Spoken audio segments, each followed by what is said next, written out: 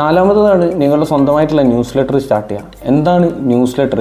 News letter എന്ന് പറഞ്ഞു കഴിഞ്ഞാൽ റിലേറ്റീവ്ലി പുതിയൊരു ഇൻഡസ്ട്രിയാണ്.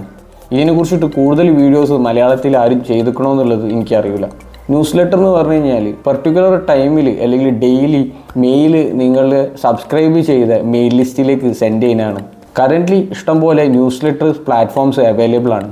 ബീഹൈവ്, സബ്സ്റ്റാക്ക്, കൺവേർട്ട് കിറ്റ്, ഇങ്ങനത്തെ different type of news letter platforms available ആണ്. ഞാൻ പേഴ്സണലി യൂസ് ചെയ്യുന്നത് ബീഹൈവ് ആണ്. നിങ്ങൾ പറയാൻ ഉദ്ദേശിക്കുന്ന ടോപ്പിക്സ് ഇൻട്രസ്റ്റഡ് ആയിട്ടുള്ള ആൾക്കാർ നിങ്ങളുടെ ന്യൂസ് ലെറ്റർ സബ്സ്ക്രൈബ് ചെയ്ത് കഴിഞ്ഞാൽ നിങ്ങൾക്ക് ആ സബ്സ്ക്രൈബേഴ്സിന് എല്ലാ മാസം അല്ലെങ്കിൽ എല്ലാ ആഴ്ചയിൽ അല്ലെങ്കിൽ എല്ലാ ദിവസവും നിങ്ങൾ ന്യൂസ് ലെറ്റർ സെൻഡ് ചെയ്യാൻ പറ്റും. ഇതിൽ എങ്ങനെയാണ് പൈസ ഉണ്ടാക്കാൻ പറ്റുക എന്ന് പറഞ്ഞു കഴിഞ്ഞാൽ, സപ്പോസ് നിങ്ങളെ സബ്സ്ക്രൈബർ ലിസ്റ്റിൽ 10,000 ആൾക്കാരുണ്ട് വിചാരിച്ചോളൂ. ഈ 10,000 ആൾക്കാർ നിങ്ങളുടെ മെയിൽ ഓപ്പൺ ചെയ്ത് കഴിഞ്ഞാൽ അതിൽ നിങ്ങൾക്ക് ആഡ് കൊടുക്കാൻ പറ്റും.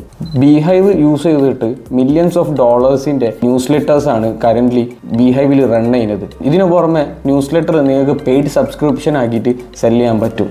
ഇത് സ്റ്റാർട്ട് ചെയ്യണമെങ്കിൽ നിങ്ങൾക്ക് വളരെ ചെറിയ എമൗണ്ടിൽ സ്റ്റാർട്ട് ചെയ്യാൻ പറ്റും.